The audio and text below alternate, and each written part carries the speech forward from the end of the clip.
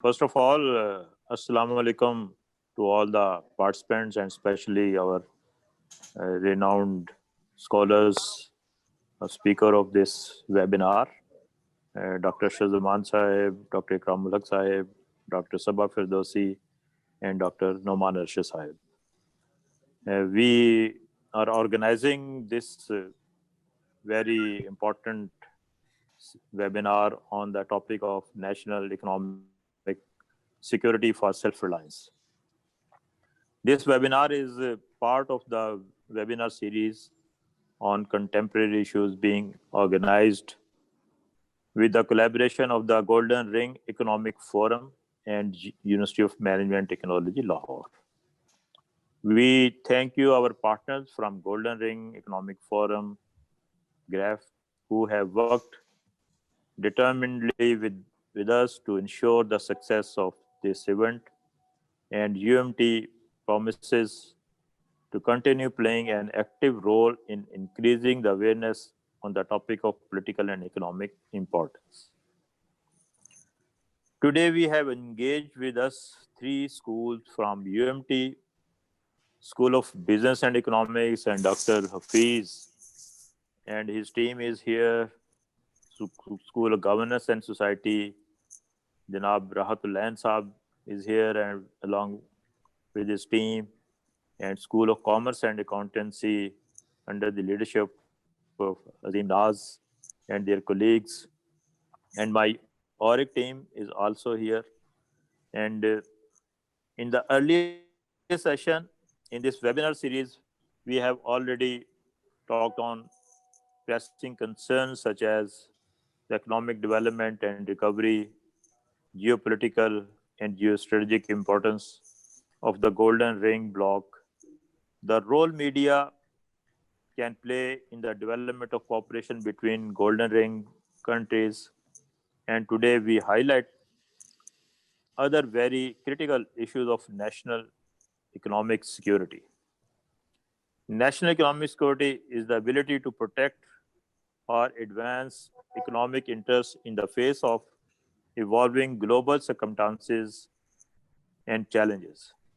The most recent and relatable example is that ongoing impact of the coronavirus on the global economy and how economies are preparing for a post-corona economic environment. International trade was hit badly and economies suffered as a result. But this also provided an opportunity to explore other avenues of economic growth.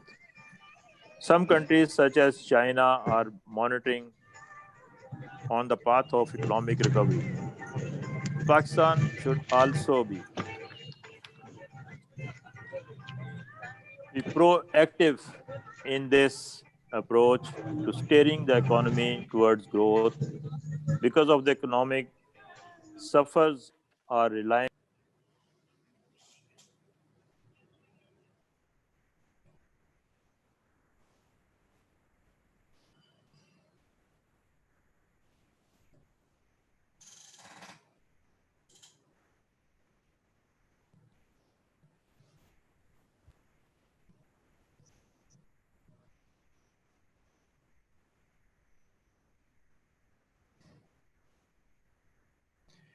अभी सब आप mute हो गए हैं, kindly अपना microphone on कर लीजिए. Sorry. Yeah. The most important determinant of a country's national security is the health of its economy and its society. This means that national security doesn't only depend on military security, but economic and political security is as well. Our military has proved time and again to more than capable of defending our nation, and we are all well covered on military ground. It is our economic and political security we need to focus on. The regional cooperation development under the Golden Economic Ring, is an example of working towards enhancing our national security politically. But we need to equip ourselves to be able to reap the economic reward of such development as well. Today's webinars experts are tycoon in their respective fields, and they will discuss these issues in greater detail, and we hope that today's session spurs further research on this topic amongst our faculty, students, and other think tank and stakeholders. I would like to thank all my very determined team, particularly to the General Sikandar Afzal, the chairman of GRAF, and Mirza Hasnain Saab. Is a very binding force behind all these activities. And my ORIC team, my SB team, my SGS team, and SCA team. And, and in future, we would arrange many serious webinars on the current issues and topics and challenges of the country with the spirit to boost our country to accomplish the self-reliance in all respect of life. So with these my remarks, I would once again thank you very much and hand it over to Mr. Dr. Samad. Please continue. Thank you very much. Thank you so much.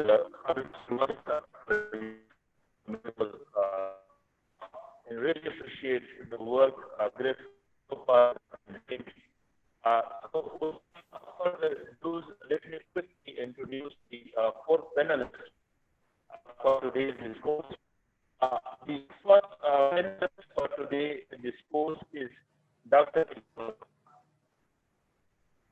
Sorry, can you hear me clearly?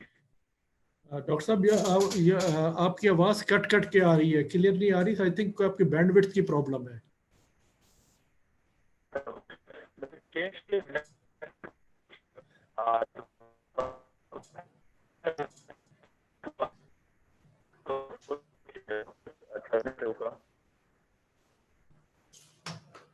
We just can't make it, whatever you are saying.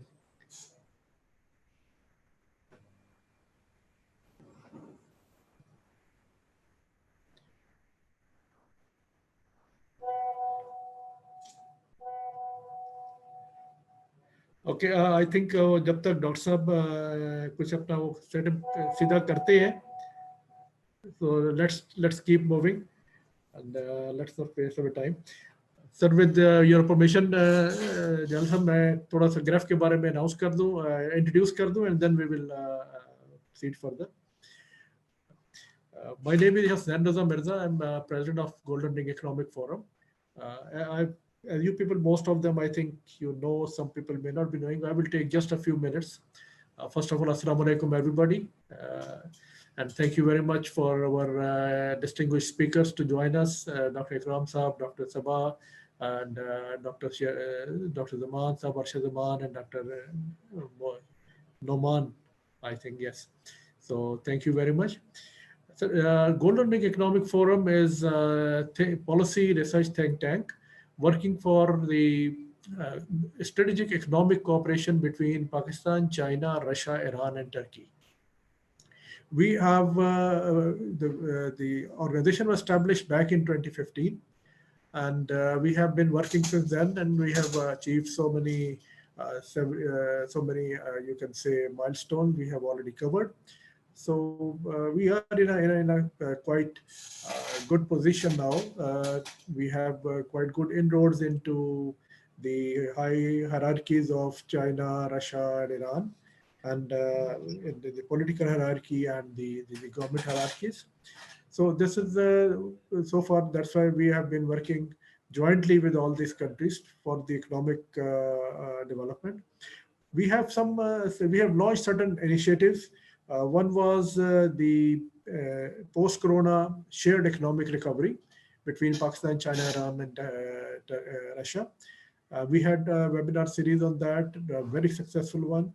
Then we had the geostrategic part, the second series, and we have another initiative of joint media association of these Golden Ring countries. And similarly, we are working for the joint trade system based on barter or common currency or something like that. So then we also have a joint another initiative, which is we are talking of joint research and develop research, in different fields, wherever who is you can say more active or has more development. So we should share we have to share all these benefits. And the last one is regional energy grid. But that is what we are proposing, that all these regional countries, if they have some surplus energy, let's define a sort of a grid. When we say grid, energy, we mean oil, gas, and power. So we can share each other. We can discuss the modality, the tariffs, and all that, so that everybody is the energy is available to all the countries of the region. And we, especially it is in the Pakistan interest, because we are the most energy starved country within these four countries. So we have to be secure on the energy side. And this has become even more critical if we see now the new access which are developing around us in the region, which is Israel, India, then UAE, Saudi Arabia, US, all this.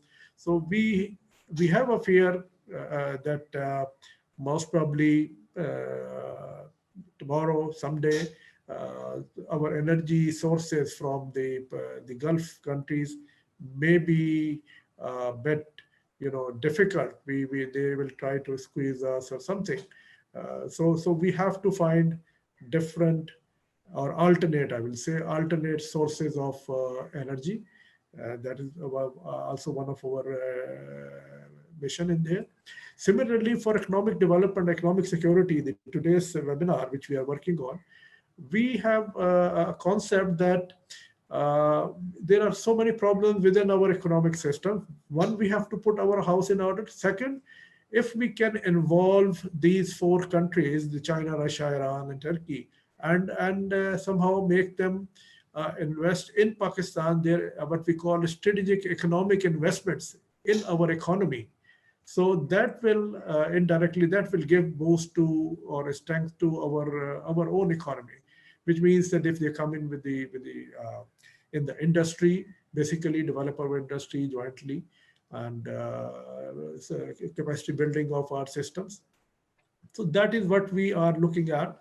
And there we would like from our distinguished guests, so that they can give us their opinion on that, their suggestions, because their suggestions we will compile at the once we are through with the seminar. And then we usually send them to the concerned ministries and departments and concerned quarters in the governments of the country, so that we can advise them, we can push them, but we do send them these things. So with this thing, I once again thank you very much, everybody. And now I hand over to John Sikandar. Sir, would you please? Thank you. Bismillah ar-Rahman ar-Rahim. Dear friends, ladies and gentlemen, Assalamu alaikum and a good afternoon. As Hasnan has mentioned, I am the chairman of the Golden Ring Economic Forum, commonly called GREF. And this is a think tank which is based in Lahore, Pakistan, and focuses on economic issues and developments which affect Pakistan and how Pakistan can benefit from the evolving, changing environment in the region surrounding Pakistan. The think tank is the idea of the business community of Lahore and focuses on ways and means to enhance economic activity between Pakistan and the Golden Ring countries.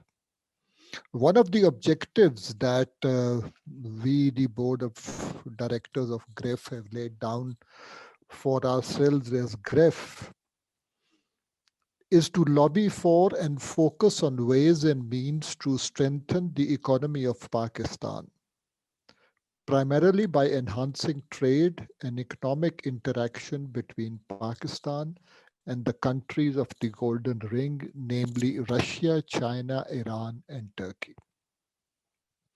The most important contributor to the national security of a country is its economic strength.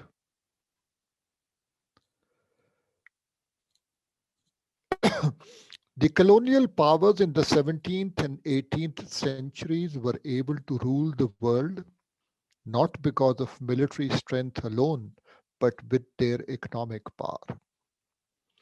This enabled them to develop their military and at the same time bribe opponents who were willing to sell their countries for money. More economic strength meant better military to pursue their agendas. Pakistan has been dependent primarily on the West for its exports and the Western economic system to generate funds for its growth. Pakistan now, in our opinion, needs to pursue other avenues, especially closer to home, like the Golden Ring countries, to enhance its exports and improve its economic situation. Today, we have an eminent panel of speakers who will allude more to this area, and we hope to benefit from their talk. I thank you for giving me the opportunity for being amongst you all. Thank you very much.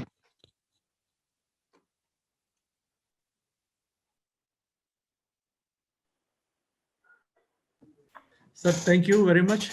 And now may I request Dr. Ikram Haq. So, sir, please take your time, and you have 10 minutes. Please, we will be glad to hear your views. Thank you. Thank you very much, Snan Saab, and all other participants and distinguished guests in this learned community. So I would like to just make 3 or 4 fundamental things so that we can make it a meaningful debate.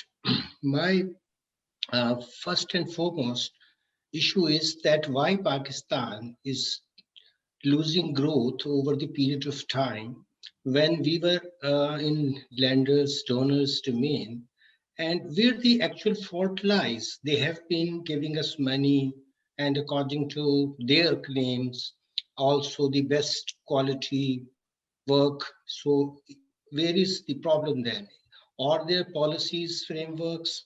Because very few countries allow them to actually enter into their policy arena. But here in Pakistan, from justice reform system to FBR collection and now to many fragmented tax agencies, to all other areas, they even for our uh, social delivery system, they bring also policies. This I have failed to understand that do we really lack local expertise to understand and to give solutions? Why we are one so much dependent on donor and lenders, money apart, their ideas. So you will never see in their work, even the work done by our own people, which is worthwhile, they don't recognize that. They don't even mention that. So the real problem here is the dependence, not only money-wise, but also in terms of our, I will say, mental subjugation. Because recently they have given World Bank again 400 million loan. This is imposed on us for raise Pakistan revenue, and following the footsteps of federal government, Punjab also decided to take over 300 million. What they will do with this money? Will it go mainly back to the advisors, consultants, or anything worthwhile will happen to this country? Then they never talk about expenditure side. Why we have such a gigantic, inefficient machinery, which is not delivering over the period of time?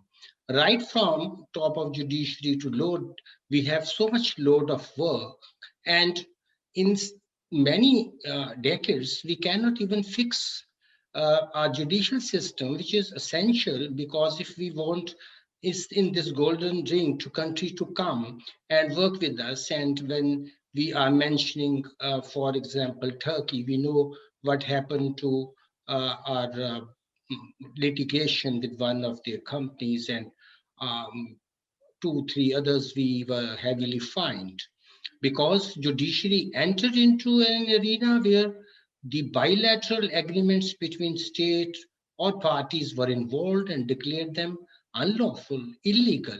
And what were the economic consequences of that? And then governments, over the period of time, during the last 3, 4 decades, always saying that we have to improve more tax. But what we are doing with that tax? Because if you are taking tax, you would then have to have a better social delivery system. Where is the growth? Nobody talks about growth. Nobody talks about why we are giving tax expenditure like over 1 trillion per year. What is this? Why we have this exemption systems? Why we have this subsidies? Why we have this non-competitive approach? Even on import side, we get so much taxes, about 50% taxes we collect, other countries 2 or 3%. Then obviously when actual transactions take place, when people really earn money. But we have a very easy going system that you take everything at import stage or advanced tax and this and that, and then you have to destroying growth. Then where is the cities people have place to grow? Because you are not allowing them. Even in Lahore, you can see that there are no pedestrian pathways. What is our model of growth? What is our strategy to really make a country self-reliant? Because self-reliance means that you should take the holistic view of the things. So I will not speak much about that because I have written so much and others as well. And during the last 2 months, perhaps Spide is producing a lot of literature on this subject, which your think tank should study, and they have started raising fundamental questions, because we have the best of human resource. We have of course there's a need to create better human capital, but of course we are not very bad as compared to other developing countries. Natural resources, we have abundance of that, but mostly untapped. And thirdly, our infrastructure, it is in shambles, because even when we are on this webinar today, we are seeing that even our broadband is not that efficient that we can even speak and we can hold these kind of consultative things, and we can exchange our views because of this bad infrastructure. We tried to privatize PTCL, gave it to Atisla. We tried to gave one big city electricity to a private company, but things have gone from worse to bad to worse, and now perhaps going to total collapse. So I have tried to raise some fundamental issues at the beginning, and after that, when we will have more dialogue, I will like to speak about numbers as well. But I hate taking or speaking about numbers without first determining what is our fundamental problem is. Why we are not growing? Look at Bangladesh now in the region in this year, even in COVID-19 crisis, they are the leaders in exports, even in GDP growth. So with this, I will end my assertions of, or you can say my submissions before this house. And then let me request all of us that we should first try to identify 3, 4 fundamental issues that we have to fix so that we can grow, and then in this golden ring or we can be competitive with them, because we have no double taxation treaty with Russia. Why Russians are not coming here? Why big companies are not coming here? I know why, because they approach me and say, your tax system is so rubbish that we don't want to come to here. Amazon says we are in India in big way, but they seek my advice, and when I tell them the youth, they will have to do and they will have to deal with 37 different agencies, they say, okay, we are not coming here. So what is the problem with us? That we have to understand who makes policies. Either it is by bureaucrats, or if the political class is to be blamed time and again, can't they have a good policy design? Because world now have all the ideas. I can read from LSC what is suitable to what country. I can go to any good universities or research work, but we are producing them. Are we producing the right research work? Are we finding our solutions or not? That is my for the time being, and let us see.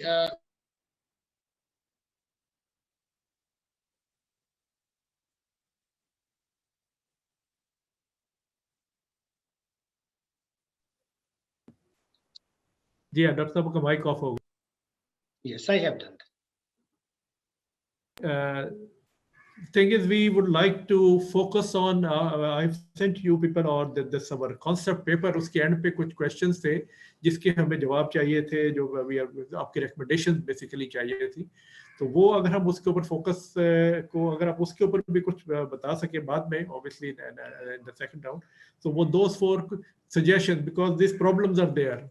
So we, instead of only talking of problems, I think we should proceed and try to find solutions and try to suggest solution. Okay, this is how we may. So this is what we. So अगर आप वो जो हमने questions थे कि जी how best Pakistan can benefit, क्यों हमने अपने systems को develop करना है, और वो system जैसे भी थे. Now this is what we have. Now we have to move forward and develop our systems.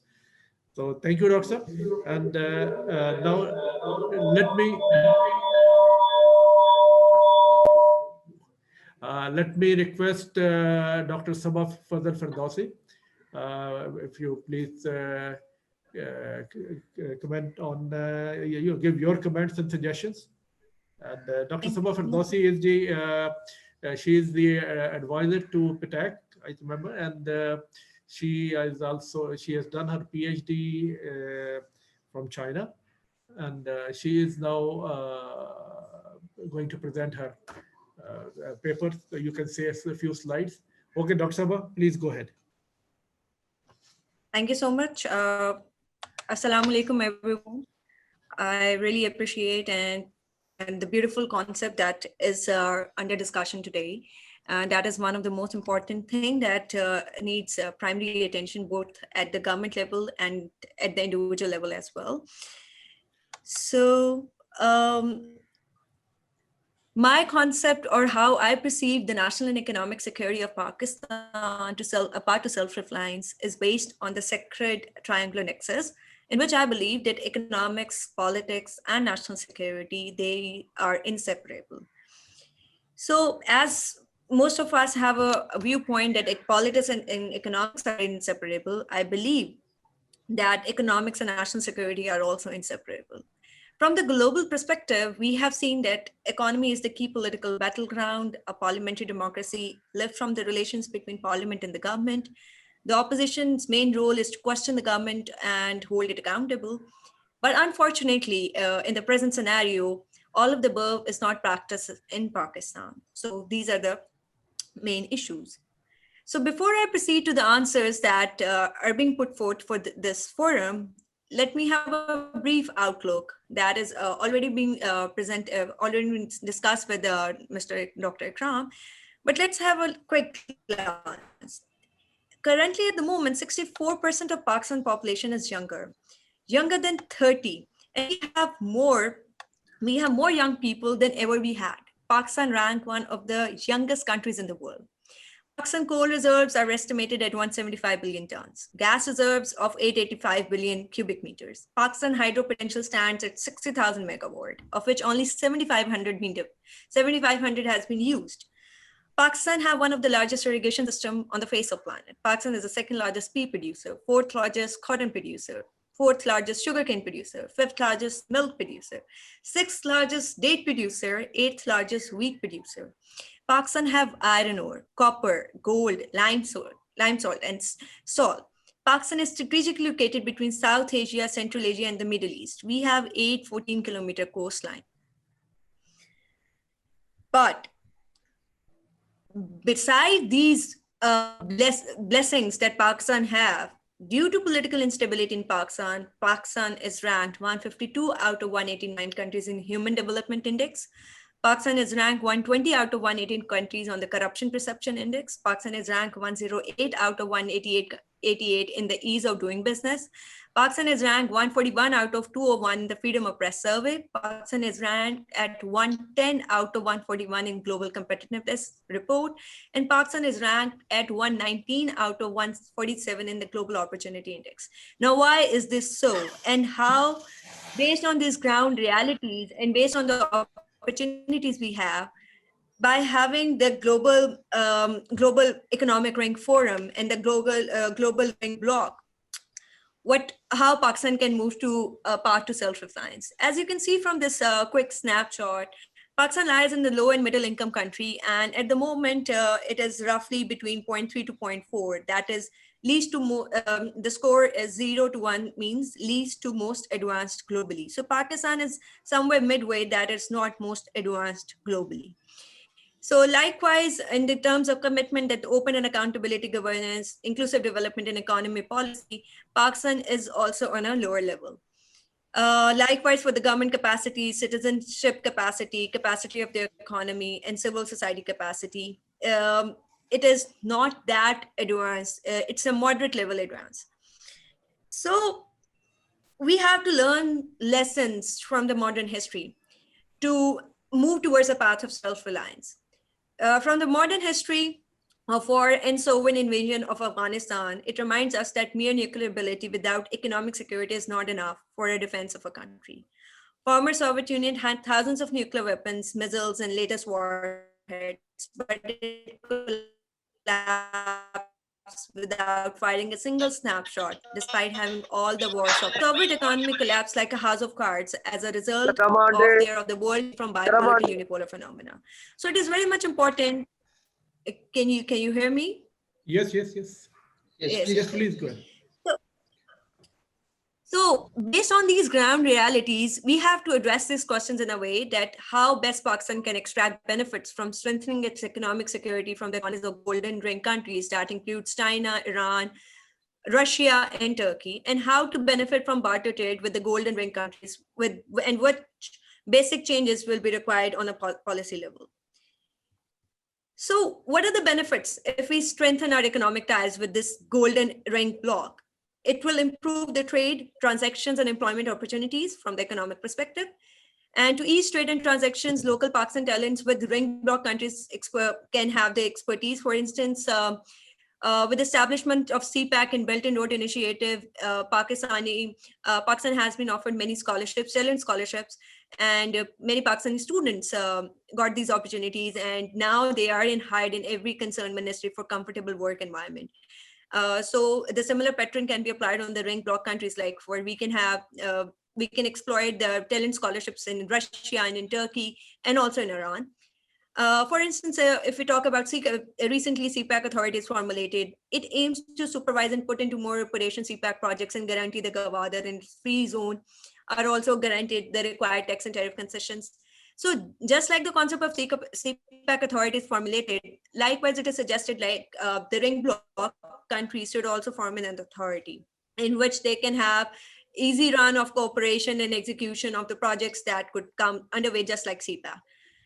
Moreover, the collaboration with ring bloc countries is vital for our special economic zones because only China cannot, having trade and cooperation with China cannot only benefit Pakistan. Pakistan can have a better opportunity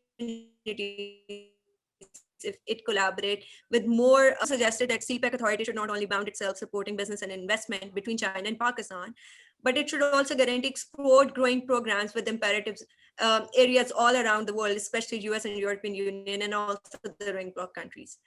So my suggestion is that there should be a strategy to enhance business connections with ring block companies that engage growing exports to other potential areas, and that is expected benefit for state of Pakistan. So what policy changes and modifications are required in the basic and on macro levels for achieving economic self-reliance and independence? So I have 4 suggestions that how it could be done based on my research and based on the Pakistani imperatives and background. We need to have an accelerated growth in small scale industry and commercial sector. We need to focus ourselves on the small scale sector because Pakistan has roughly 3.3 million economic establishments, out of which 90% employ less than 5 workers, another 4% between 6 to 50 workers. So major concentration is towards the small scale industry. So there should be an active policy of support and facilitations to the subsector through organizations like SMEDA, through TEFTA, that can stimulate investment growth and much needed employment.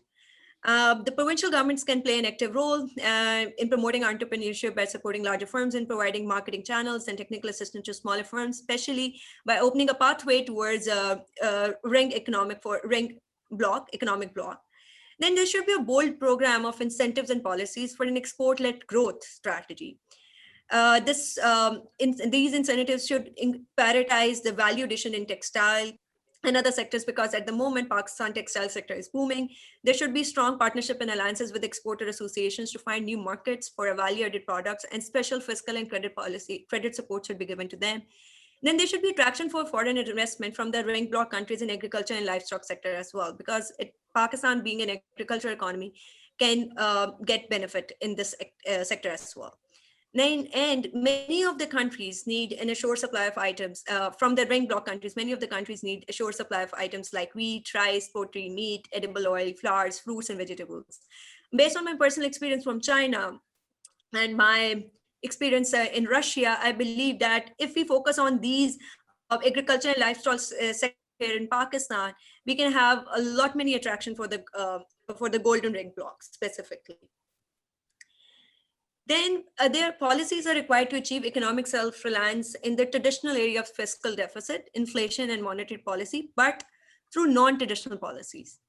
There should be measures to increase how it could be achieved. There should be measures to increase the tax to GDP ratio and to reduce non-development expenditures. No doubt, it deserves a higher priority to narrow the gap between revenue and expenditure. But there is also a dire need to seek a balance between growth and macroeconomic stability.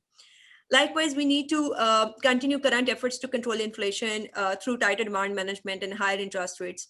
We might reach what the late Dr. Mahbul Haq once called that equilibrium of graveyard. So it should be possible to devise a discriminatory credit policy that promotes industrial growth, exports, and employment generation, along with an energy policy. Because at the moment, our textile sector is booming, but at the same time, we have the higher concerns of the energy policies as well, energy sector as well. So we have to provide an assurity that electricity and gas to these sectors are available at affordable prices. And then unless we take such steps to reduce the cost of doing business in Pakistan, our growth will remain low and the problem of poverty and unemployment will become more explosive. So to eradicate our basic problems, we need to devise certain policies, either in traditional but generally non-traditional policies, that it could make a comfortable environment, a conducive environment for the business community here, not only here in Pakistan, but also for the foreign investors. As a very relevant point identified by Dr. Ikram Haq about the taxation policies that are quite weak here in Pakistan, that needs emergent attention so that foreign investors become comfortable while investing and coming here in Pakistan. Now, fourthly, economic self-reliance has to become a political imperative as well, because if properly pursued, can overcome the sense of political and social anxiety which has descended on the nation like a dark cloud at the moment. The current political instability scenario in our country that we're undergoing has a major impact on our economy at an individual level and at state level. Despite the COVID-19 situation, the political instability and political scenario is the dark cloud for us. So what is needed is a message of hope that we can rekindle the confidence and trust of the people, and then trust and enthusiasm of local and foreign investors. This is very much important to regain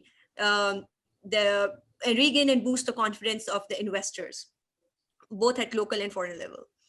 Now, another question that was being posed is that how to come out of the dollar, euro, and IMF World Bank group shackles, and how best the golden ring block currency-free or common currency concept can work. So this is a very valid question. So to formulate, so far there is no common currency, that concept that has been introduced. So to formulate the golden ring block currency, where the concept upstaged the US dollar until the following scenarios happen. These are the following assumptions that to formulate a common currency that is in my view. That the central banks around the world choose to keep a total of at least 700 billion worth of golden ring block common currency in foreign exchange reserves. The golden ring block central bank formulation, and that allows free trade of the common currency, and it sets back to the US dollar. Then the golden ring block central banks become straightforward about its future intentions with common currency. Financial markets become transparent in golden ring block. Monetary policies are perceived as stable, and the common currency requires the US dollar repetition of stability, which is backed by the enormity and liquidity of the US treasuries. So these are the main assumptions that are required if to formulate or to introduce the concept of common currency through the golden ring block. It is a very good concept. If it is formed, it is going to benefit a lot. So how it is going to benefit if it is formed? So by having the common currency, it would be used to price more international contracts. Golden ring block can export a lot of commodities that are traditionally priced in the US. Dollars, if they will be priced in common currency, golden ring block would not have to worry so much about the dollar's value. So all central banks would have to hold common currency as part of their foreign exchange reserves. The common currency would be in higher demand. That would lower interest rates for bonds and dominated in common currency. So it will benefit the exporters of the golden ring blocks by having lower borrowing costs. It would have more economic clout in relation to the US, and it would support the global ring block economic reforms or economic assumptions. So to formulate the common currency, I believe that there are certain assumptions that need to be executed. And once the common currency is actualized, being formulated, then these are the main benefits that all the countries involving the golden ring block can benefit at large. So it is a good concept, and I recommend that such policies should be devised in which this concept would be evaluated and formulated. Now, what national arrangements will be best serve integrated strategic economic planning? So it is something very close to my heart, because to develop strategic economic development plans, it is very much important to achieve something measurable, sustainable economic growth, and quality of place. These three components are the key. So, but how do you create a strategic economic development plan? This is something very, very fundamental, and that is of importance that our policymakers and our institutions here in Pakistan should become familiar. So where should they begin? In every political arena or a new ruling government, they have their own plans. But I believe that Pakistan needs economic reforms or strategic economic reform planning at a grassroots level, so that political parties or the people coming in future, they have something in hand to follow. So how can you make sure your plan is actionable? There are 5 steps that I believe could be helpful. Number one, that Pakistan needs acceptance that it needs a formal economic development strategy. At the moment, every passing government or every ruling government have put a question mark on the previous government or allegations on the previous government that we have done this, and our government is going this, and we have the best of the best. But up until now, there isn't any conclusive or cohesive planning being done that can have the better effect on the economy in the longer term, not only in the shorter term, but also in the longer term. So there needs to be acceptance that we don't have the formal economic development strategy, and Pakistan needs to devise it. So once it devised, then it should form a team of, I just need 2 more minutes and then I will be done. Then the step 2 would be assembling of a team for 6 to 12 key stakeholders.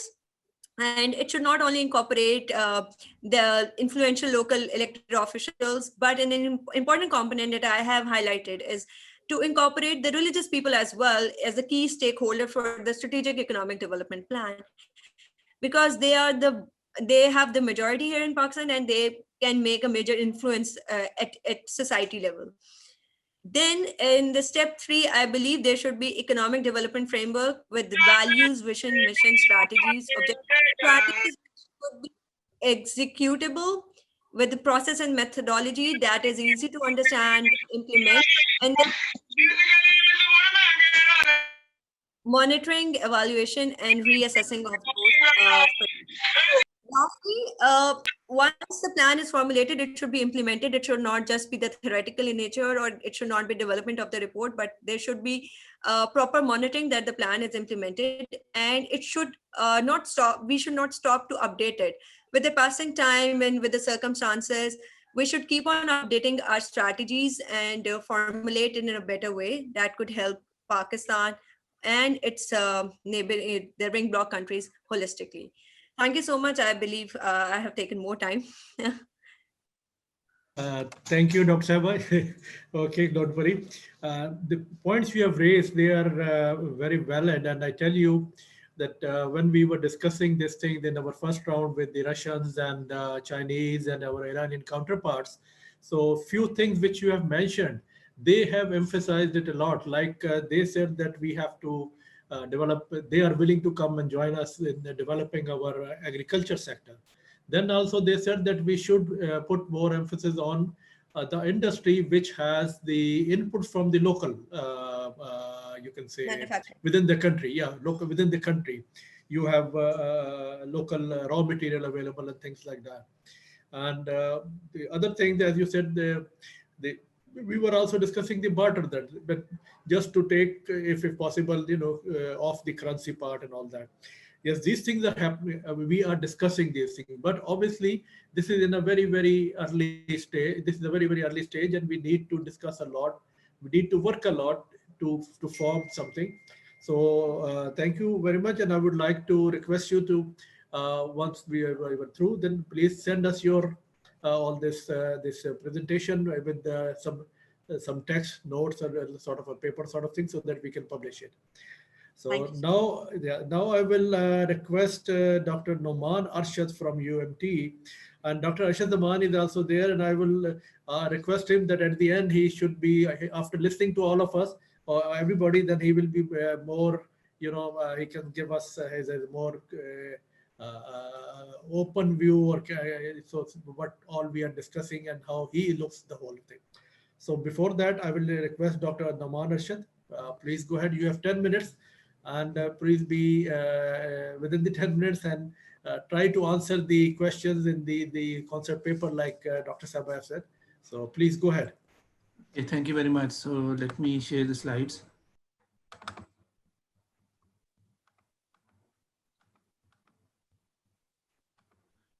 So my topic, the topic that I'm going to talk today is regarding the economic action towards self-reliance. So it is more dedicated to answer one question rather than the 4 questions that were given in the working paper. So I will talk on the policy changes that are required for achieving the economic self-reliance. So this presentation, I will focus on how to we can measure the change and movement towards the self-reliance. So let's start with this topic. So before starting, I will try to complement what Dr. Sabah talked about. The few potential indicators that she mentioned from the economic outlook, and these are the actually gaps that we can fill to, and there are the actually potential that we can tap onto to achieve self-reliance. So first of all, I will give you some idealistic definitions that may help you to understand what does self-reliance mean. So self-reliance is satisfying national needs ourselves. So don't go outside, look for help from others, enjoying indigenous knowledge. So we have knowledgeable people and try to use that knowledge, optimizing production for For national resource portfolio means if we have labor abundant nation, so we should focus on human capital or labor oriented functions, nurturing national heritage, culture, language, and religion. So our self-reliance will be when we are actually nurturing our heritage rather than we are going for the social globalization and let us adopt the what you call what is discussed in literature is that global village. First of all, we have to make sure our culture and heritage is strong enough to mix with others. Just like many other countries, they focus on their national language so that they can rely onto it. Then not being dictated to deviate from national values. So if we are not, if we do not have self-reliance, we will be dictated on our national values that you should change from it, it is bad, it is old, and live with dignity. The major outcome is when you are self-reliant, you don't have a debt with others, you don't have to owe others, or you don't have to follow other rules, you have a dignity. And that is the ideal thing that is needed for Pakistan as a nation. So let's move forward. So my work was related to the foreign resource dependency. I'm actually presenting few of my research papers, and they are joined together to address that question of how to achieve self-reliance. So my focus was that we are as a nation are focused on the foreign resource as a way out. So it's actually a foreign resource dependency. So theoretically, many studies focused on that FDI has a positive role on economic development, but but many studies also concluded that the results of FDI is non-conclusive, and because some countries don't have a positive effect, or even are not insignificant, they are negative effect. So not much literature is available that is giving a reason why it's a positive or negative, but they are only talking about it's conclusive.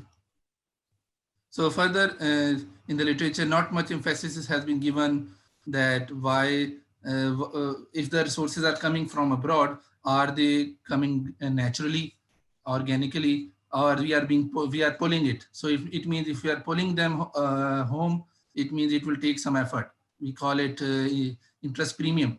So we have to pay something extra to pull them home. So if they're coming at will, that will be very good for us. So rather than focusing on what is FDI and how it is beneficial, we should focus on, are we pulling it or is it coming by gravity? So that is what I am trying to focus here. So keeping it view this discussion, my presentation focusing on the asymmetric effect of FDI, and for the case of Pakistan, and then the second model is for the case of African countries. So how the FDI is being affecting Pakistan. So my synthesis was that the FDI could have positive or negative effect. And there are several theories that are scattered around the literature that focus on the positive or negative effect. For the positive effect, I focus on the foreign expertise, the latest technology that is being brought via FDI, the role of efficiency and productivity that we link to FDI, that they are more efficient businesses, they are more productive. But there are many harmful effects that come with this FDI. That is, one is the pollution heaven hypothesis, that country like Pakistan, they like to invite big firms, but they usually come because Pakistan do not have good laws to cater to green production. So they come here to avoid the regulation in the developed countries. So second is that when we are focusing on foreign knowledge, we are ignoring the indigenous knowledge, and indigenous knowledge sometimes give you the edge towards the local bottlenecks or local issues, rather than if you focus on the foreign knowledge. Then if the national investment structure is more relying towards foreign investment, what will happen? There's the risk that there will be a capital flight. And then for inviting FDI, you need to pay higher interest premiums. So naturally, country like Pakistan, where we are not able to earn high premiums because we don't have knowledge to do high productive investments. So if you have to invite FDI, what will happen? You have to pay them higher. So from where that money will come? It will come from the wages of poor people who are working for that companies or the people who are working in Pakistan. Then other reason can be the capital intensive production. So when you invite foreign knowledge, they come with technology, they focus on capital intensive businesses. And since the Pakistan is labor intensive, what will happen? It will create unemployment. Okay. And lastly, what we can, what I conclude is that if you focus on FDI, you will have a lower economic freedom because you don't have good control over the businesses that are coming from abroad, the multinational companies, in the form of FDI, they have a share over the business and they control the market.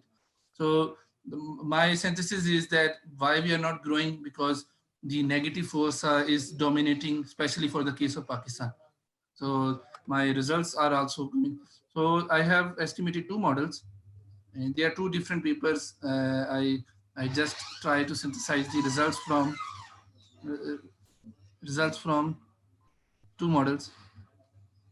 So first model is the effect of increasing and decreasing FDI on GDP while controlling for domestic investment and banking sector development. It's I have separated the FDI coming in inflow of FDI into two forms. When FDI is increasing, it's FDI plus, and when FDI is decreasing, FDI minus. So, and second model is same model. We start with FDI plus, FDI minus, and then GFCF is capital, LLF is labor. Then FDI, I've made it a moderating model, and where I multiplied the FDI with banking sector development and financial sector development.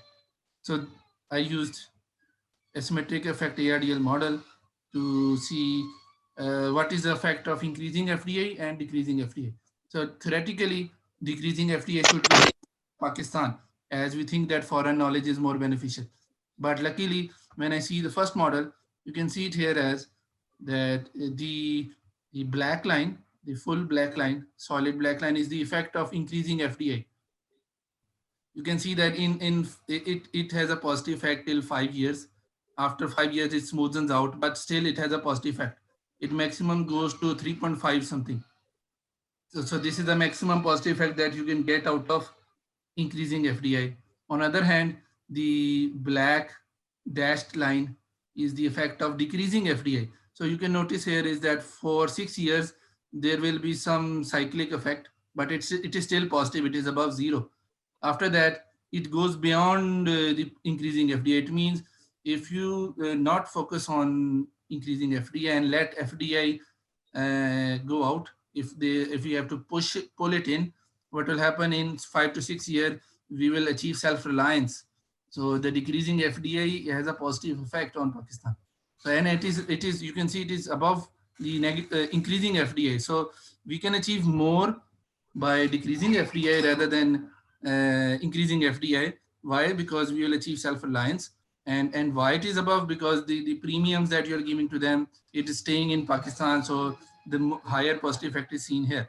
So this is the first outcome that we see, that if you focus on the local investment, you mobilize the local resources, what will happen is the maximum surplus that is created will stay within Pakistan, and it has more positive effect as compared to when you give the share to foreign countries with a higher premium.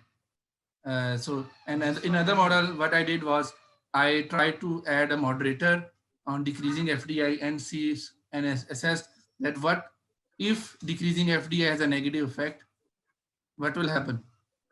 So if decreasing FDI has a negative effect, it will achieve self-reliance by moderating the financial development and banking sector development. So in the first graph, you can see it as that the full line is the effect of increasing FDI. So it's positive slope. And if you look at other way around, it has a negative effect while we decrease FDI. So it means decreasing FDI is negatively affecting Pakistan. Okay, but if you have a high financial development, means the financial sector is there to mobilize the local investment. mobilize the business, give the resources to business using domestic loans or domestic partnerships, the negative effect stays becomes positive. और मैं 2 पद India करके माना 2 पद माना तो पूरा India हिल जाएगा।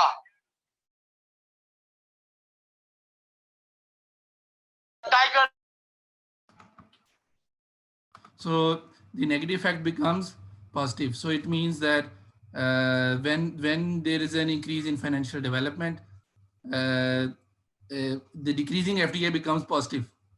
So you can achieve positive outcomes. Similarly, if there is a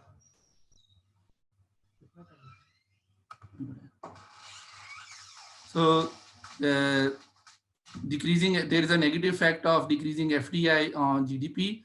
But if you focus on banking sector development, what will happen? The decreasing effect becomes positive.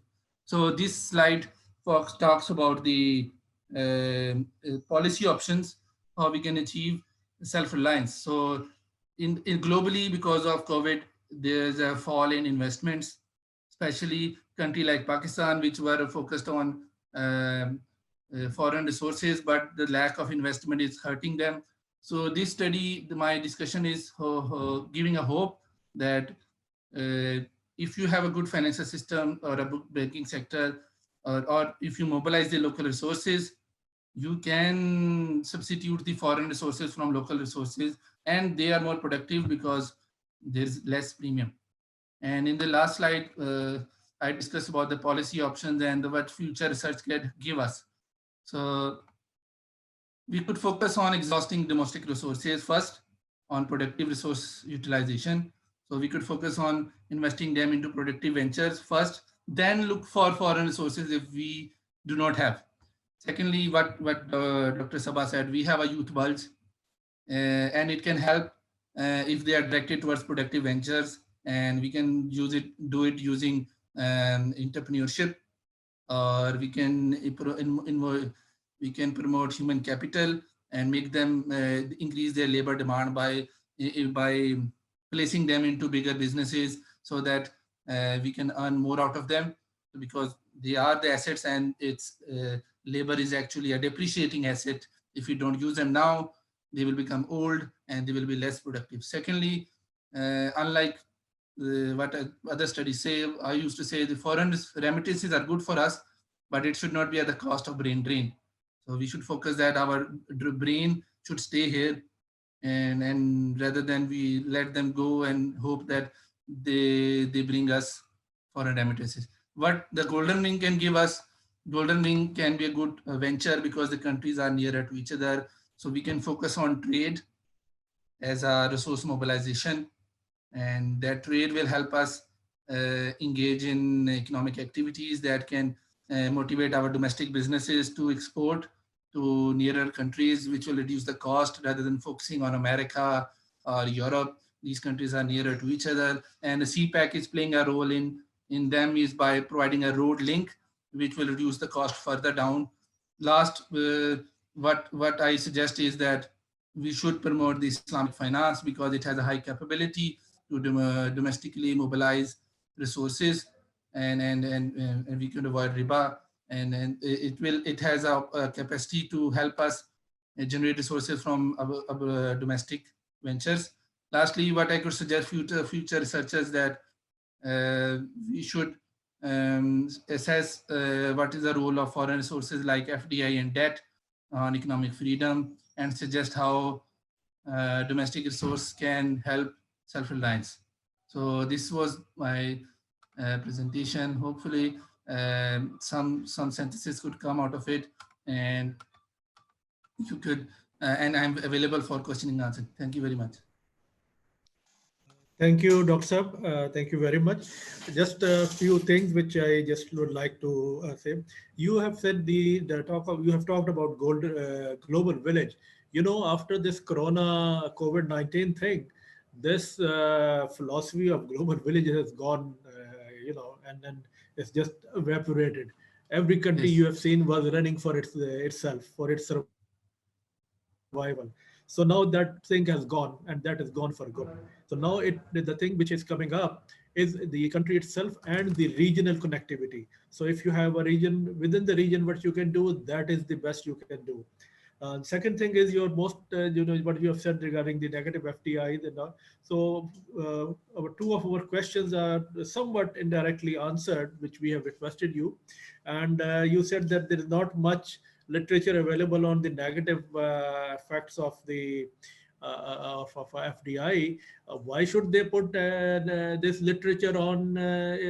Because that will be against their policies. They want to come in and take, grab Yes, yes. your economies. So obviously, you're right that we have to find ways or using our domestic, our local resources, that how can we counter these type of things. So thank you, Doctor. Once again, now I will request our final speaker, who is a very senior economist, Dr. Arshad Zaman. He was the chief economist with the government of Pakistan. He has worked also with the World Bank, and he has a lot of things which in policy making which were very positive, and so he has contributed a lot. And I think Dr. Saab, you have now listened to everybody, and it will be good. Now let's hear what you have to say, and specifically how you think the questions, the 4 or 5 questions which we have posed, that how you look at them and how you would like to answer them. Dr. Rashid Zaman, please, over to you, sir.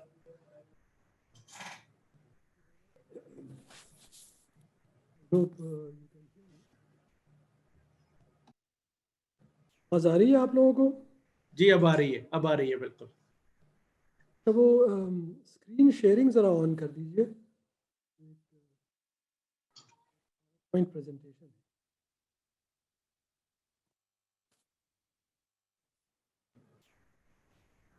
Sir, आपकी आवाज आ रही है, please go ahead.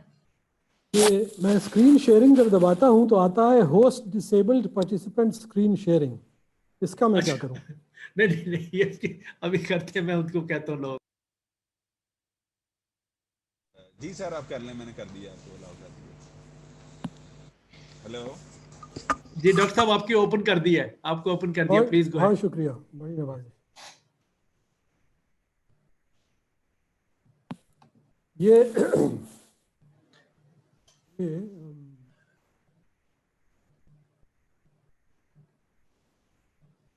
आ रही है अब आपको? है जी doctor साहब, थोड़ा सा ऊंचा बोलिएगा। जी, आवाज आपकी हल्की है, थोड़ा ऊंचा बोलिए, माइक के करीब हो जाइए थोड़ा सा। क्या करते हैं? अल्हम्दुलिल्लाहि रब्बिल आलमीन वस्सलातु वस्सलामु अला रसूलिल करीम। बिस्मिल्लाहिर रहमानिर रहीम। प्रोफेसर आबिद शिरवानी, डॉक्टर हसनैन रज़ा मिर्ज़ा, डॉक्टर इकरामुल हक, मौसी, Dr. Noman Arshad, and distinguished participants, it is a great pleasure for me to be in this distinguished audience after a very, very long time. Doctor साहब, प्लीज थोड़ा सा माइक्रोफोन के करीब हो जाइए, आपकी आवाज बहुत हल्की है। जी, इस पे पता नहीं, दूसरों पे कोशिश करते हैं। So, ji, now it's okay. I would like to basically start with giving you a synopsis of what I'm going to say.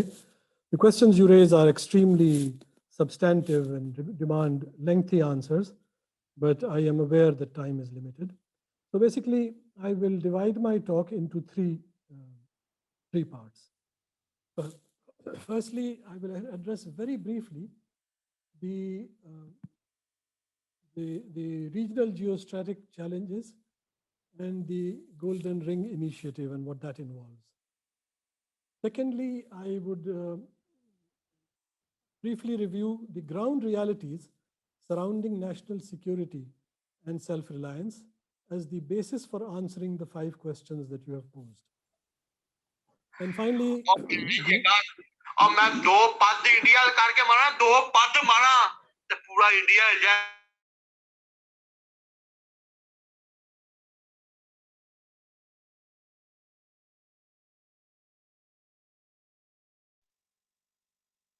I now see red lines on my screen.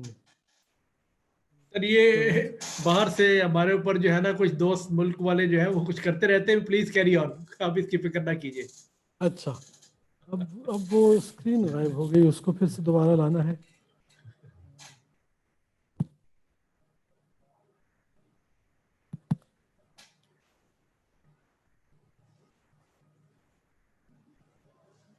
I'm not very technologically savvy.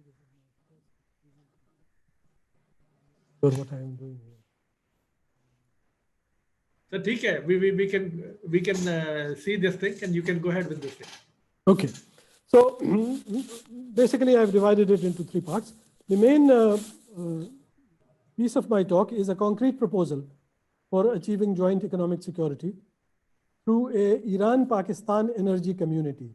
This is a very specific proposal. I wrote an article on it perhaps a year ago, and I would like to revise that. So to proceed with it, firstly, the regional geostrategic challenges and the Golden Ring Initiative. I would like to make a very simple point. This is a very large topic, but it makes a great deal of sense for Russia, but less so for us. Because for us, the geostrategic challenges, probably if we look to the future, lie in the Arabian Peninsula region. One thing that I noted was that this is not a Russian government proposal. It is in fact a private initiative proposed by an American of Yugoslav and Polish descent who is resident in Moscow. It has received considerable attention, but he has, but until it receives government endorsement of some kind, I think we will need to pace our efforts accordingly. I would like to, this is a very large topic and we can talk about it all day, but I would like to just make 3 points and move on. Russia is a European power, and the proposed ring is a denial of access ring around historically what used to be Khorasan. Secondly, as I said, were it to receive Russian government assent and support, then it would be obviously better for us to be part of it rather than not. And finally, as I have said, our permanent interests lie in the Arabian Peninsula, and our threats arise from the fast developing moves of the US, Arab, Israel, India axis that is going on. I think this is to state the obvious. But I shall say no more on this, even though this bears very directly on today's talk.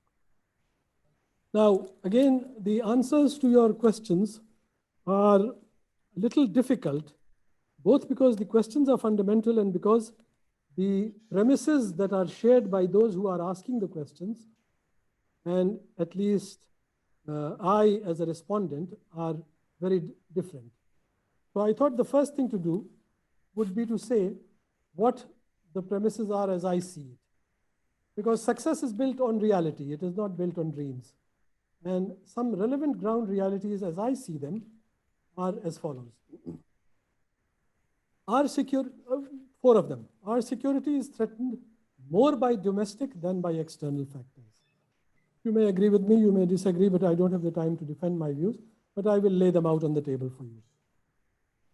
Secondly, without social cohesion, there can be no political stability. Without political stability, no economic prosperity. We lack all three. Thirdly, external relations is the job of governments. Our government is incapable of sovereign action due to a fatal attraction of our ruling classes to the US and the UK, and state capture by lenders and expatriates. Half the government today, for example, if there was an earthquake in Islamabad, they would grab their bags and will leave for Washington and London. These are ground realities. We must work around them. Therefore, nothing much can be expected of government. What limited scope there is lies in the hands of civil society, like yourselves, largely unaided by government, which is a great handicap. Based on these premises, I can give very short answers to your 5 questions before proceeding to the main part of this presentation. How best can Pakistan extract benefits? These questions and questions like this always suffer from the fact that there are two Pakistans. That is a ground reality. The Pakistan that is, and this ground reality is reflected in common parlance. The man on the street speaks of the burger Pakistan and the bun kebab Pakistan and the roti salan Pakistan. This is a much more meaningful categorization of classes in Pakistan than middle class and upper class and lower class or capitalist. So, given for a variety of reasons, the disadvantaged is in no position to extract anything from anyone. So the question then becomes, which Pakistan are you asking about? And I am not clear about that. Secondly, what policy changes are required to achieve self-reliance? This reflects a fundamental difference of opinion about self-reliance as assumed in the question and in my answer. To me, self-reliance is a road. It is not the destination. Policymakers are loath to travel this road for a variety of reasons of which we are all aware.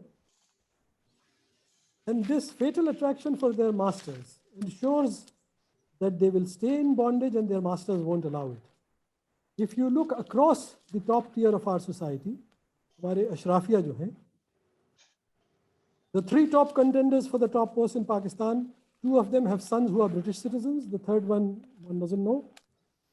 You look across the thing, when the Chief Justice retires, who goes to London. Former Army Chief is living in Dubai. You have the top class their hands are too tied to seek self-reliance. And so it is not a question of policy modifications. It is a matter of putting lead in your knees. Now, the modalities for barter trade are trivial. These are now management questions. Many of them are known, and I will not take more time of it. Some of it we are exploiting. Then the question of getting rid of our shackles. The brute reality is that our ruling classes like these shackles. And there is no point in changing one set of shackles for another. Iqbal का शेर था कि जादू महमूद की तासीर से चश्मे अयाज देखती है हल्क़े गर्दन में साजे दिलबरी.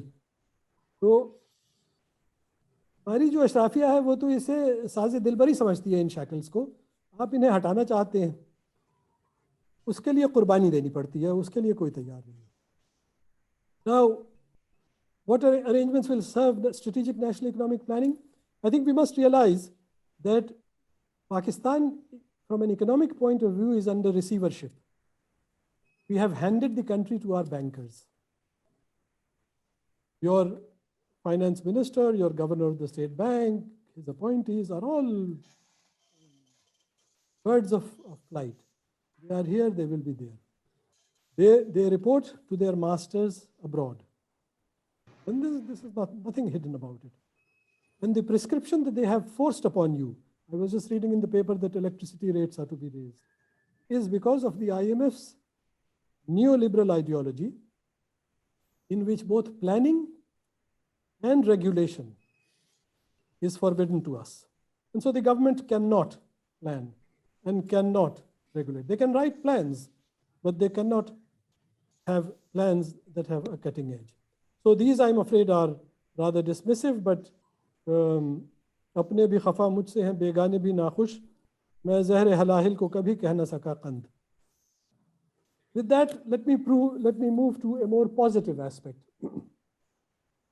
Even with all this, even though our hands are tied,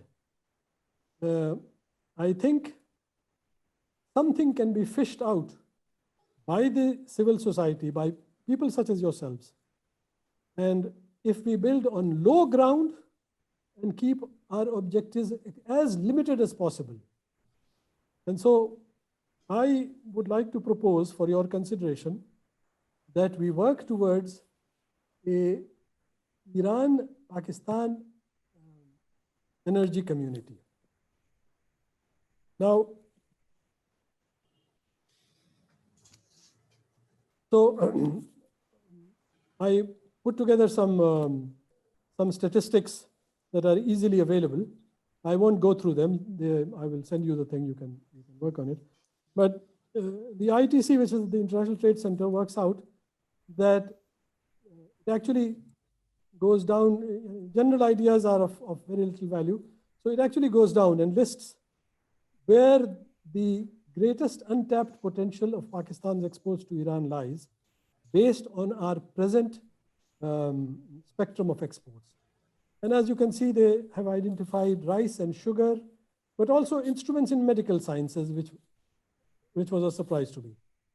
Now, were we to diversify our export spectrum, then they have studied the market and they say that the best options lie in lentils, yarn of jute, and again, to our surprise, reception apparatus for television. But they give you 25 areas of yarn and one can explore it further. And since you work with the private sector, you can share this with them and they can employ much finer techniques to assess this. Equally, on the Iran side, not surprisingly, their best potential lies in polyethylene and methanol. And if they were to diversify, it would be uncarded cotton, crude soybean oil, and beans of various kinds. Now, these are official statistics, and they have value only to a limited extent because the bulk of Pakistan-Iran trade is off the books. It is simply not recorded. And the way you come by it is that you look at Pakistan's statistics of what it says it exports to Iran, and you look at Iran's statistics of what it says it imports from Pakistan. So if you look at the left-hand corner of the left graph, you will see that Pakistan says that they export $22 million to Iran. Iran says that they import $330 million from Pakistan. So the bulk of the discrepancy the bulk lies in the discrepancy. This is why Balochistan is such a good posting for people who are retiring and want to pad up their savings a little bit. Similarly, on the Iran side. Now, the case for an energy community has to be, we have to walk into this with our eyes open. And I will say three things about it. I will not make a detailed case. We must be realistic. The first order of business should be a study of the factors that have impeded the growth of eco and of recent eco. Now, I mean this seriously. I mean that GREF should depute a team, a joint team perhaps, with Iran and possibly Turkey, and do a very serious systematic study of where the shoe pinches. Now, in the interim, it is reasonable to assume that starting small bilaterally would be the safest course of action. And so the proposal I am placing before you is based on this assumption that either Pakistan, based on the assumption that if we can overcome the geostrategic considerations, basically it is American blockage. If you go to the border at Gwadar, you will see that the Iran transmission line stops right at the border. All we have to do is to connect to it, but the Americans won't allow it. The proposal now, therefore, is for Iran or Pakistan to make a unilateral declaration of its willingness to work towards an agreement. This follows the Schuman Plan, which was the most famous plan which led to the creation of the European Union. Under the agreement, once we announce that we are ready to do an agreement, if there is a joint meeting of the two governments, the Iran-Pakistan energy sectors as a whole should be placed under a common high authority within the framework of ECO. The high authority should be charged with securing modernization and quality improvement of energy production and distribution, supply of energy on identical terms to the three markets or the two markets. I had thought that Afghanistan at some point would join, or Turkey, as well as to other member countries' markets, leading in time to an integrated market. The development in common of exports to third countries, outside countries, and equalization and improvement of living conditions of all workers. I had thought initially, you will see my errors here. I thought initially of a food and and energy community, and that's why the farm workers were there. I need to delete that, because to keep it simple, we should just focus on energy. It is the imperative, because any path to self-reliance in today's strategic environment lies in shifting our supply of energy sources to Iran from Qatar and Saudi Arabia and Emirates. What are the mechanisms? The movement of energy resources and output between the two countries will be immediately freed from all customs duty and will not be affected by differential transport.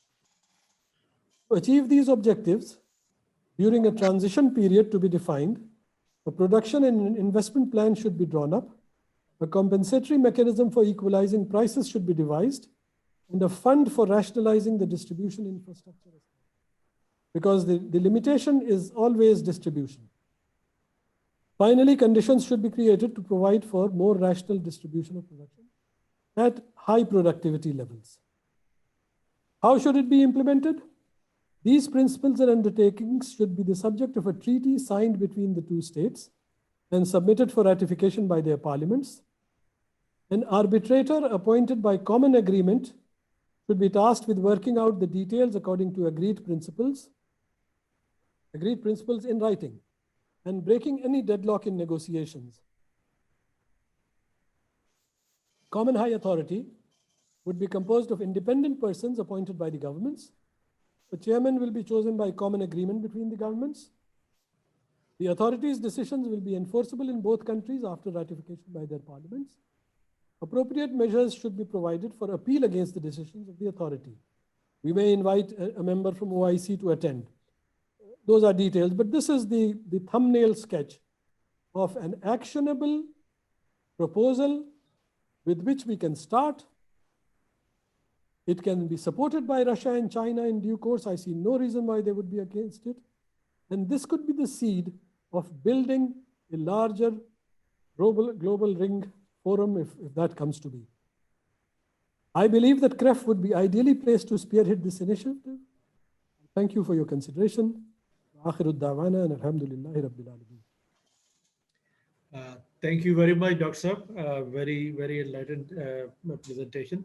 Let me quickly give a few replies. आपने जो points raise किए थे, Iran Pakistan energy के ऊपर जो बात कर रहे थे, तो ग्रेफ का मैंने जैसे बताया था, we have an initiative already in working, which is regional energy grid, where we are talking of all the energy forms, oil, gas and power. और इसके ऊपर ऑलरेडी काम हमने काफ़ी किया हुआ है और काम हो रहा है. And for your information, कि Chinese and Russians are very much involved in that, and they are very much interested. Iranians भी बहुत interested हैं.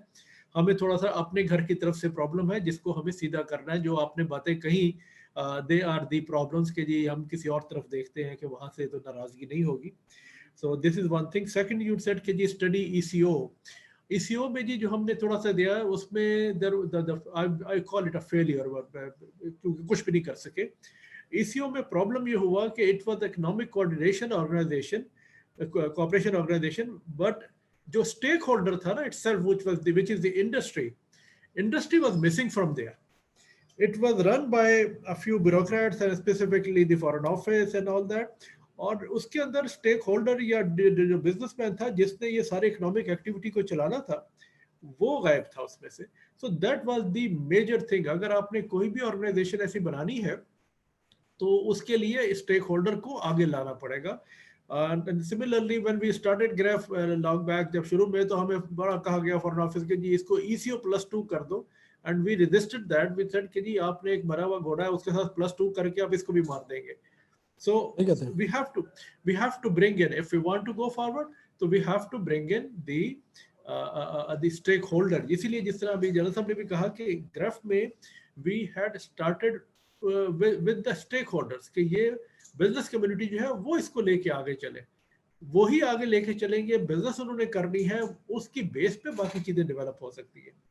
And then this last thing आपने जो कहा unilateral agreement between Iran and Pakistan, इसके ऊपर काफ़ी हम काम कर रहे हैं. एज अ सेड के हमें थोड़ी सी जो काफ़ी इश्यूज हैं वो हमारी साइड से हैं. हमें अपना घर काफ़ी हद तक सीधा करना होगा और जो आपने हमारे 5 क्वेश्चंस के ऊपर जो बताया कि मुश्किलें हैं, तो sir just to last my last comment कि जंगल में हर किस्म का जानवर है और मुझे है हुक्म अज़ान ला इलाहा इल्लल्लाह, so I have to keep drumming and we have to पहले हमें ये फैसला करके चलना है कि we will succeed and we will move and only then we can succeed. So with this thing, sir, thank you very much. Now we are already running out of time. So quick questions. If we have some questions, please अपना नाम बता दीजिएगा और किस speaker से आप question पूछना चाह रहे हैं वो भी आप बता दीजिएगा ताकि हम उसको उसकी तरफ फॉरवर्ड कर सकें. Please.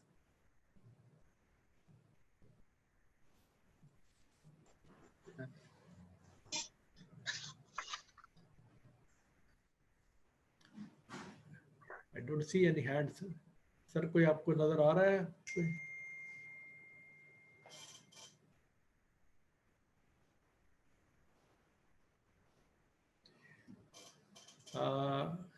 Sir, now I think we will request. I think questions कोई इतने नहीं है और कोई या तो लोग मुश्किल था जो चीज़ समझ आप लोग हम लोग बोल रहे थे उनकी समझ में नहीं आया.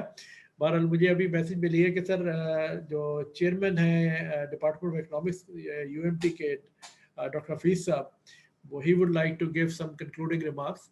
सो डॉक्टर साहब please over to you. Doctor Hafeez.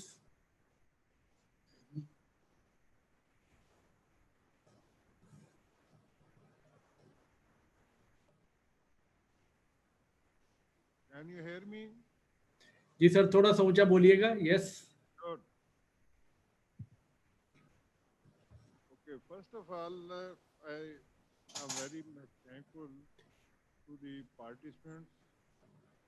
Doctor साहब थोड़ा सा ऊंचा बोलिए, माइक के करीब हो जाइए आप थोड़ा सा. I am also very much thankful to our Dr. Arshad Zaman, Dr. Ikramul Haq, Dr. Sabah Firdausi, and Dr. Noman Arshad for their valuable presentation on the topic.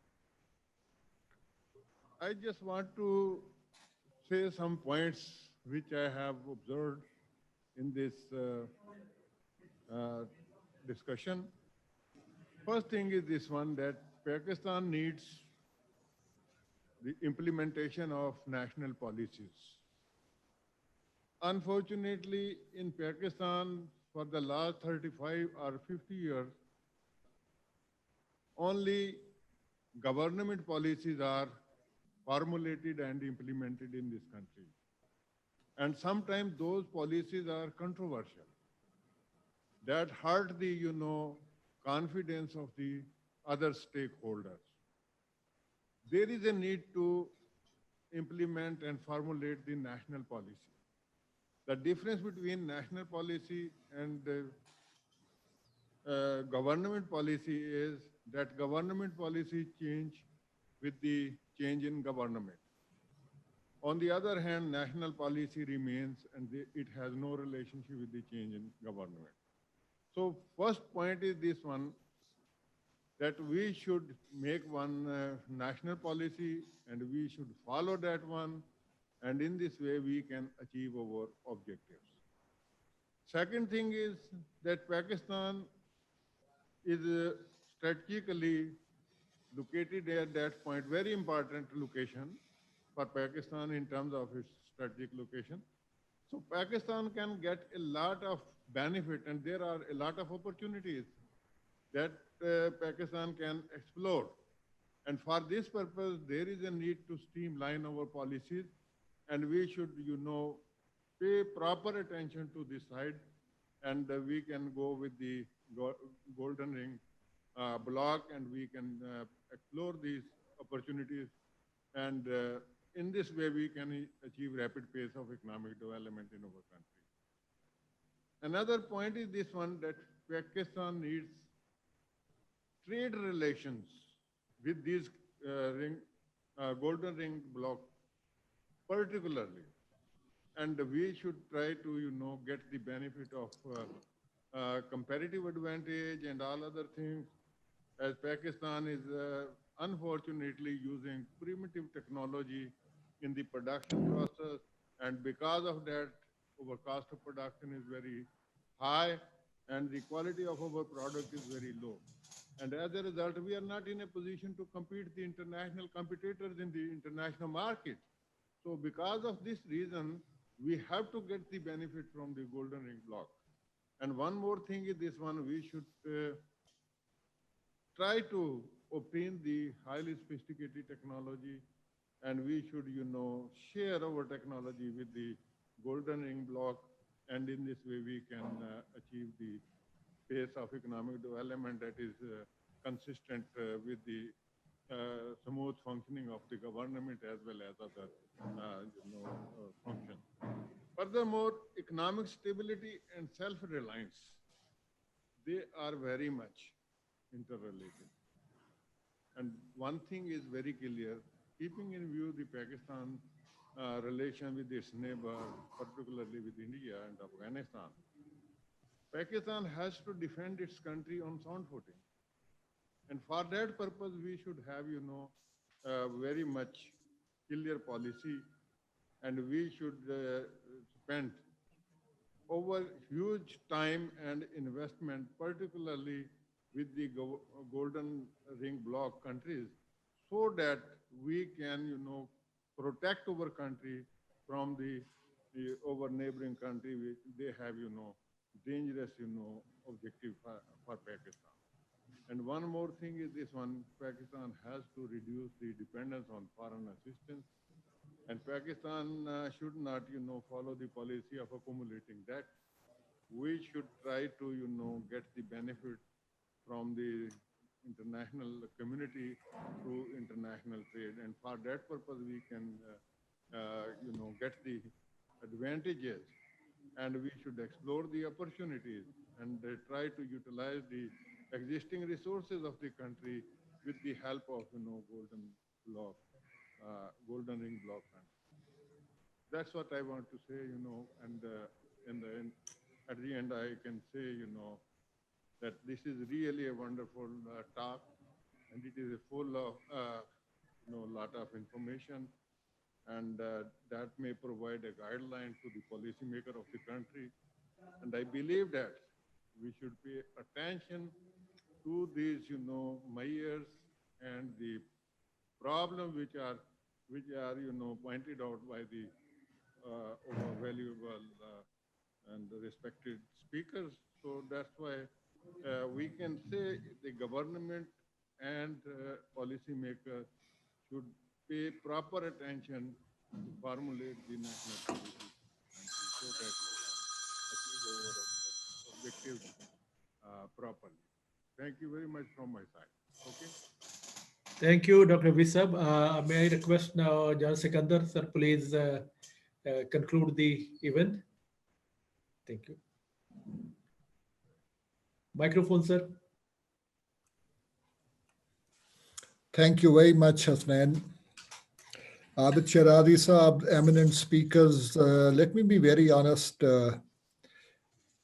It truly has been a pleasure listening to all of you. I mean, economics is one of the subjects I ran away from and went and joined the military thinking that I won't have to study there. But I ended studying up a lot. And then finally, even when I was a brigadier, the first thing that was taught to us in the National Defense College was that national security is preeminently and predominantly dominated by economic security. And that is when I learned actually the importance of what economics or the economic health of a country is for Pakistan. Till then, we always used to crib, and like most of the students who are listening would be saying, the government is not doing anything, our economists are not doing anything, and the country is going from bad to worse. Did you start to understand the significance of the economy? It's similarly, because it is unfortunate that what we are taught in various areas during our educational years in the schools and colleges, we are not taught the importance of sovereignty. And sovereignty is dependent mainly on economic security. Because if you are economically independent, your sovereignty nobody can touch. The same has been emphasized by the speakers themselves. I'm thankful for them for giving us some very, very fruitful suggestions. And we certainly will continue to interact with you, gain more from your expertise. And we will, as we go along, seek more guidance from you in order to come up with viable solutions which we can implement or recommend to the government to implement. We have the back of our entrepreneurs. We have the back of our business community. They have their connections in these countries. They already are interacting with them. So one can, through these business links, reach up to the highest level. What we need to do is come up with a viable proposal, place it before the government of Pakistan, place it before the government of the other countries through our business communities, and take them to a fruitful conclusion so that Pakistan can benefit in the long run.